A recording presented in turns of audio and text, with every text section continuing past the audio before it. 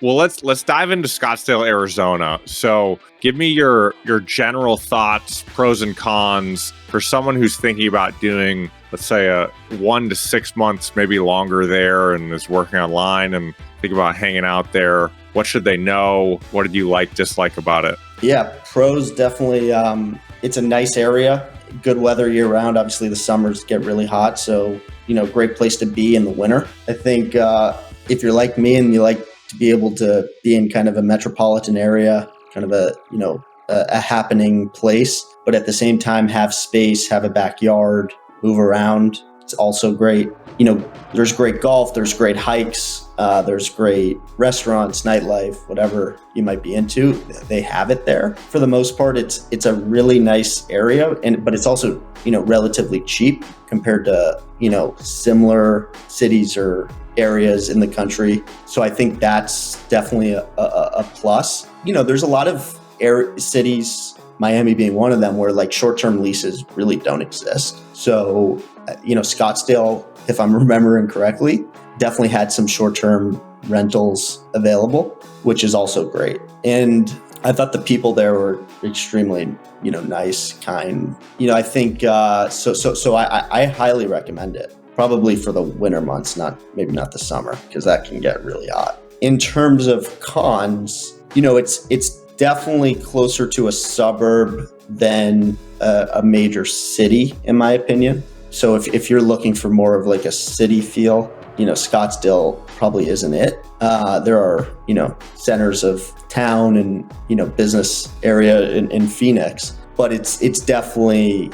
feels more like a suburb than necessarily a city. I think there's a lot of chains in terms of restaurants. So if you're looking for like more local kind of coffee shop feel, stuff like that, it's more kind of the kind of commercialized America when it comes to food. And it's dry heat, which, for me, it was like, I felt like I had like a cold coming on for the first couple weeks because it's dry. And I had never experienced that really for a long period of time before. So definitely something to get used to. But yeah, I mean, for the most part, it's a great place. There's not many bad things to say about it. And, if you have the opportunity to be able to do it, I would definitely recommend it for the upcoming winters. Right on. And then to go a little deeper on the cost of living side, you said it's cheaper than some other comparable places. So what would you compare it to in ballpark? I mean, how much cheaper do you think of it as being compared to other places? And then, give us a basic sense, I guess, of like cost of food, maybe cost of drinks, some basic different cost of living metrics. I mean, relative to a New York or a San Francisco, I mean, it's dramatically cheaper. Like I would say over 50%. I rented a house when I was there, and the house was like a 3-bedroom house, and it was cheaper than a lot of like 1-bedroom apartments in New York City. So you can really get a lot of space for very little. I would say probably drinks and food are probably pretty similar to a lot of major cities in terms of cost. So you're not necessarily going to save so much there. It's more, I would say, on the real estate side. Yeah. And I think that's kind of how I'd break it up. You'd save a lot on housing, which I think oftentimes is one of, if not the largest expense. And how easy or hard did you find it to meet other people there? Yeah, I think because it's more of a suburb, it is a little harder than maybe in a, more condensed city. At the same time, there is part of it too, is like, because it's more of a suburb, there's really one kind of center in Scottsdale. So in a lot of ways, it's like everyone goes there if they're going to go out, get dinner, etc. So in that regard, it's almost easier to meet some people because everyone's kind of in the same area. As a whole, if you're going into kind of the center of town often, you're gonna meet a lot of people. But obviously, if you're staying around your house or apartment, it's less condensed.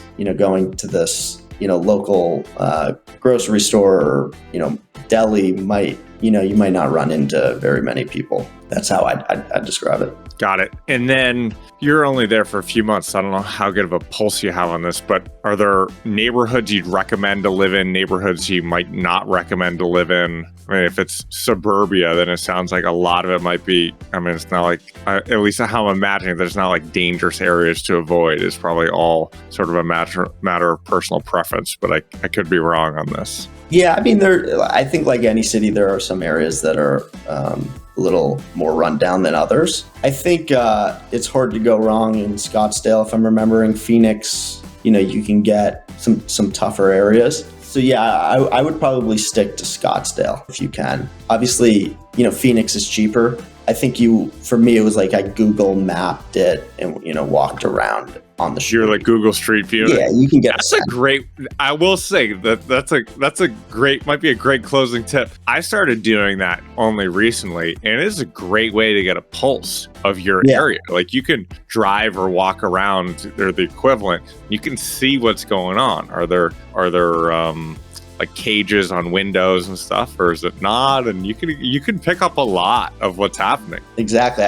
We talked about that feel that I get. So that I've found helps